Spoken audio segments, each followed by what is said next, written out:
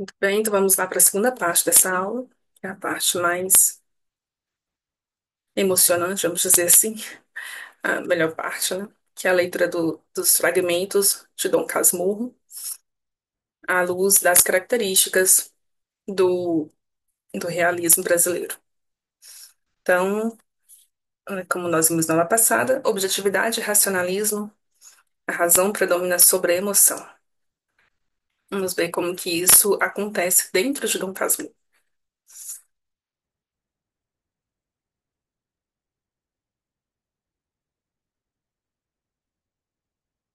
Capítulo 2 do livro.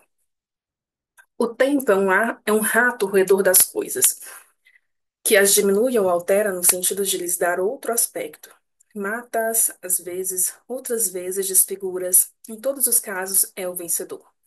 A memória guarda o que pode e o resto perde-se. Daí vem o desajuste das narrações e a inutilidade das discussões. Cada qual conta de um modo e o melhor é não se ouvir nenhum. Há quem diga que a vida é um sonho, outros dizem que é ilusão. Outros ainda que é um drama, e há quem afirme que é uma comédia. A vida é uma comédia para os que pensam e uma tragédia para os que sentem.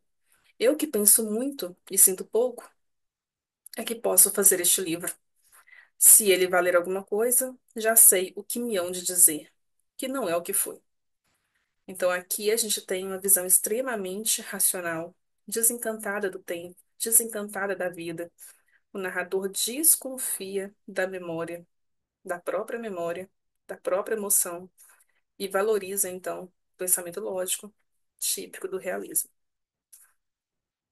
Ilustrando, então, as características de objetividade e racionalismo, a razão predominando sobre a emoção.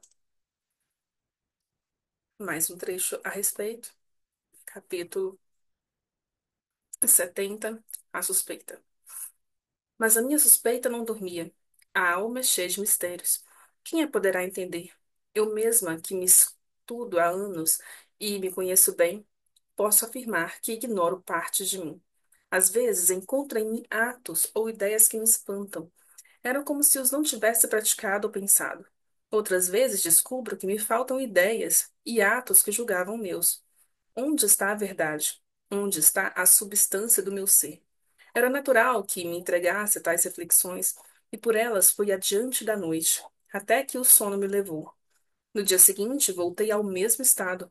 A suspeita trabalhava em silêncio, sem conclusões. Eram ideias confusas, sombrias, sombras de ideias, que vinham e desapareciam. A alma não é simples, como dizem alguns filósofos. A minha, ao menos, é composta de muitas camadas. Então, aqui, o narrador vai investigar os próprios sentimentos neste esforço constante de se autoconhecer, sem concessão à emoção. O ciúme vai existir, mas é analisado com frieza, o que é uma marca clara do estilo realismo, do estilo realista, né? Os autores analisam a sociedade de forma crítica e lógica e existe uma crítica social e política. O agregado. José Dias tinha então uns 55 anos, era magro, chupado, curvado, com o rosto cavado de rugas, os olhos inquietos e uma perna ligeiramente manca. Usava calças brancas, colete de cetim preto, gravata de laço, fraque escuro abotoado, ainda que estivesse em casa. Tinha um ar grave, o tom pausado e sentencioso. A palavra sublime era uma das suas expressões habituais. Apegara-se à casa com todas as forças da vida. Era um parasita simpático. Prestava serviços miúdos, levava e trazia recados, ia ao teatro com a família, ensinava inglês a Capitu e música a mim.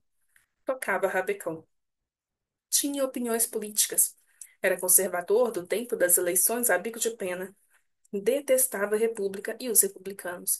Dizia que os homens da monarquia eram cavalheiros da fidalguia moral e que o povo devia confiar sua liberdade aos varões experimentados.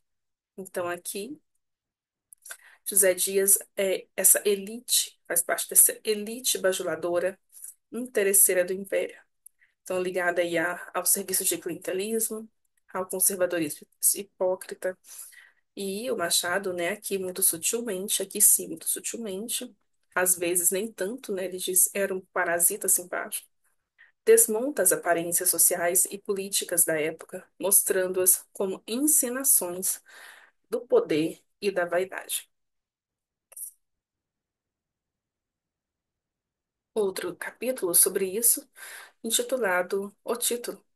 Dom Casmurro ficou sendo o meu nome. Alguns amigos quiseram reagir contra ele e propuseram que eu fosse chamado Dom Engenhoso ou Dom Grave. Outros aconselharam simplesmente o meu nome de batismo, mas o vulgo é exigente e teimoso, como a opinião. Preferi o outro e ficou sendo Dom Casmurro. O povo gosta de rotular e depois não admite mudanças. Há nomes que vêm da inveja, outros da ignorância, outros do espírito de pilhéria ou da malícia, mas todos acabam pegando, e o indivíduo que os recebeu é obrigado a carregar com eles, como um fardo imposto pela sociedade.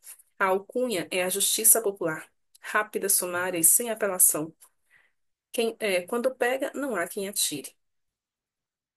Então, aqui ele critica, né, a maneira como a sociedade rotula e julga as pessoas com base nas impressões superficiais, com base em preconceitos. Ele fala sobre justiça popular que julga sem provas nem apelação. É vista aí como uma ironia e um ceticismo, né, uma crítica social contundente. Então, outro trecho sobre o mesmo assunto. A oração das moças. As moças rezavam com fervor. Capitu era a mais compenetrada. Não sei se dizia todas as palavras ou se deixava alguma em casa.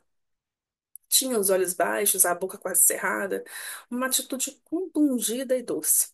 A mãe, de longe, aprovava com a cabeça. Eram orações longas, com invocações, súplicas e promessas. No fim, Capitu saiu do quarto com os olhos úmidos e um ar muito sério. Eu estava no corredor e ela passou sem me ver. Ajoelhei também e pedi a Deus que me fizesse feliz com ela. Perto de mim, ouvi outra oração. Era a mãe que pedia para a filha casar-se bem. O resto era murmúrio. Enfim, tudo muito santo e muito prático.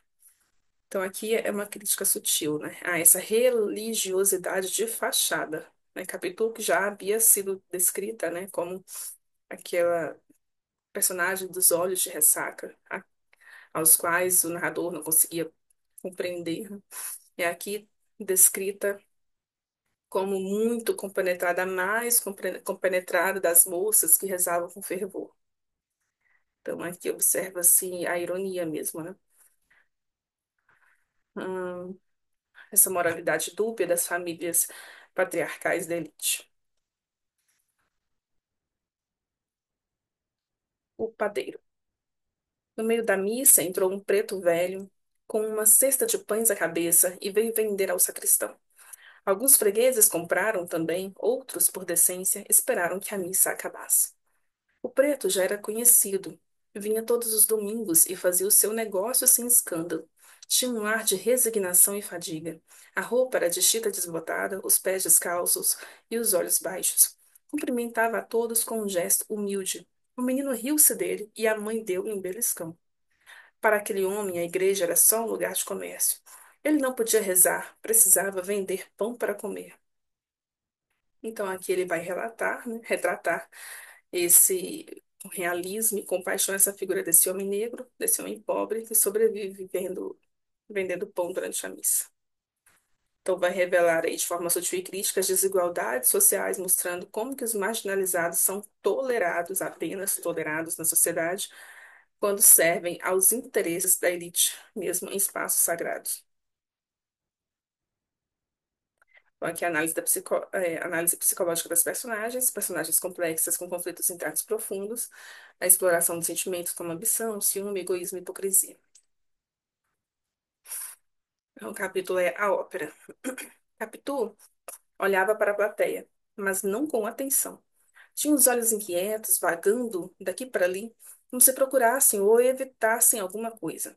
Uma vez nossos olhos se encontraram e ela sorriu. Mas logo depois tornou ao mesmo estado distraído e sombrio. Sorriu de novo, agora sem me olhar, como se pensasse consigo mesma. Esse sorriso doeu-me porque não era para mim. A alma dela parecia ausente, ou talvez estivesse dividida. Fiquei a imaginar o que se passava por dentro daqueles olhos de cigana oblíqua e dissimulada. A beleza dela me perturbava tanto quanto seu mistério. E o mistério crescia, justamente porque ela nada dizia.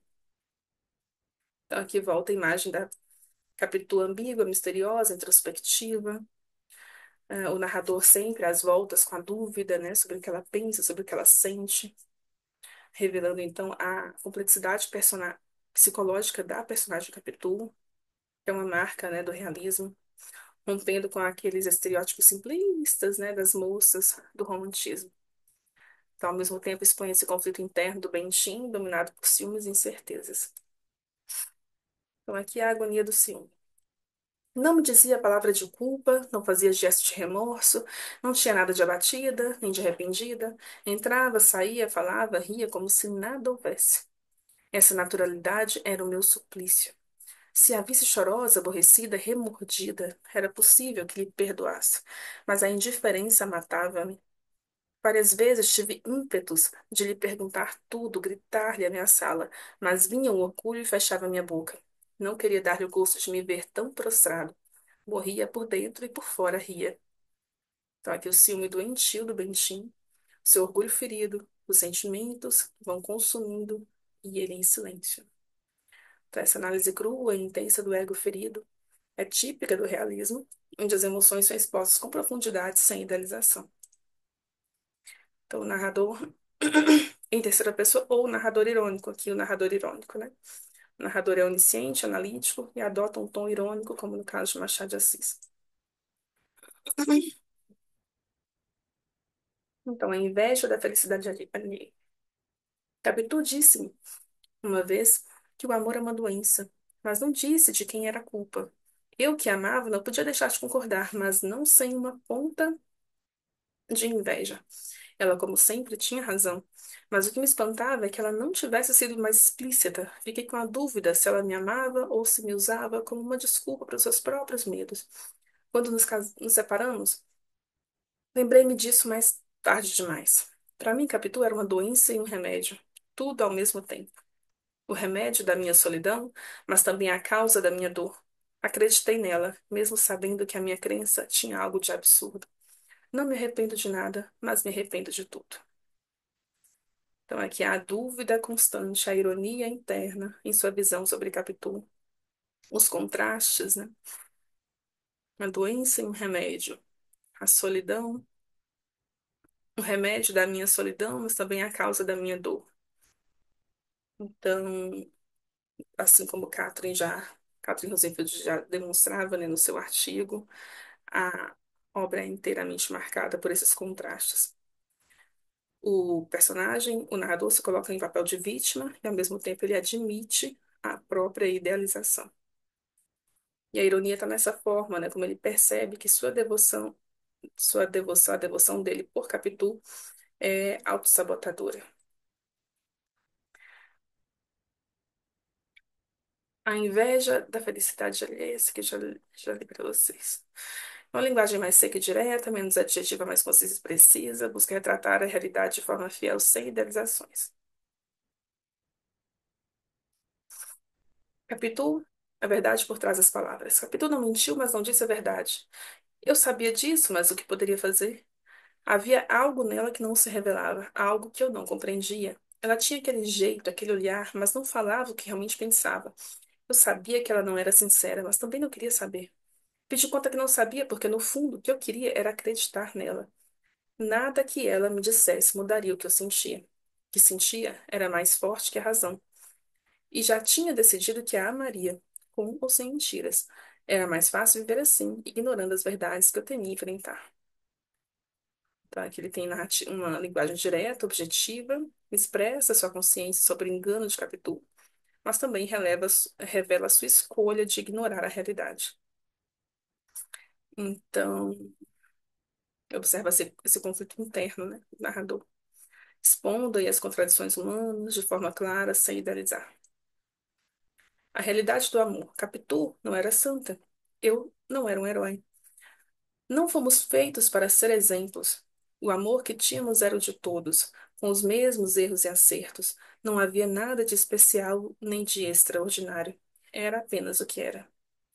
Rejeita, então, a idealização do amor, apresentam de forma simples e realista, sem adorno, sem romantização.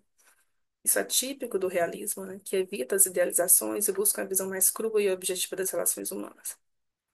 Personagens mais realistas, ao contrário do romantismo que idealizava os heróis e a heroína, o realismo retrata pessoas comuns com falhas e contradições. A contradição de Capitu. Capitu tinha olhos de ressaca, mas nem sempre. Às vezes ela me surpreendia com um sorriso e eu ficava todo confuso. Ela não era a mulher idealizada que eu queria ver.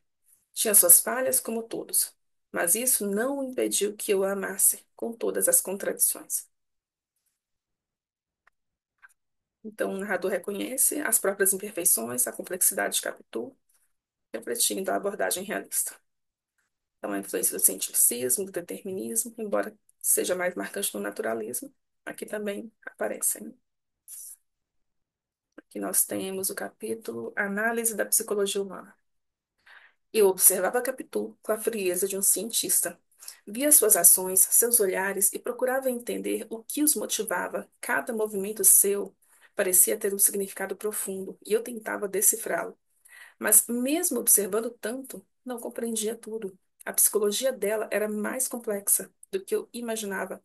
Eu me sentia como um sujeito em um experimento, tentando analisar comportamentos e reações. As pequenas mudanças em seu comportamento me faziam questionar as intenções que ela tinha, mas nunca obtinha respostas claras. Às vezes eu chegava a acreditar que meu destino estava traçado pelo que ela era, como se fosse impossível escapar daquele enredo que ela mesma criava. Eu tentava entender suas ações com lógica, mas a verdade era que, ao fim e ao cabo, ela me controlava. E, no fundo, essa falta de controle me atormentava, pois percebia que meu destino estava atrelado a ela de maneira irreversível. Então, o narrador adota essa postura científica e analítica como psicanalista, né? Como se Capitu fosse um objeto de estudo psicológico. Ele busca entender as suas motivações de forma racional, mas reconhece a complexidade da psicologia humana, que não pode ser totalmente decifrada. Então, a ideia de que seu destino está atrelado a ela reflete essa visão de determinismo e de falta de controle sobre as próprias ações. E aí ele busca explicações lógicas e científicas para os sentimentos e para os comportamentos humanos, que é uma influência do cientificismo da época. Então é isso. Aqui nós vamos ficando com essa aula sobre o realismo brasileiro, Machado de Assis. Nos vemos então na próxima aula, que é uma aula síncrona, em que nós trataremos sobre o último tema, o último tópico, né, do realismo brasileiro.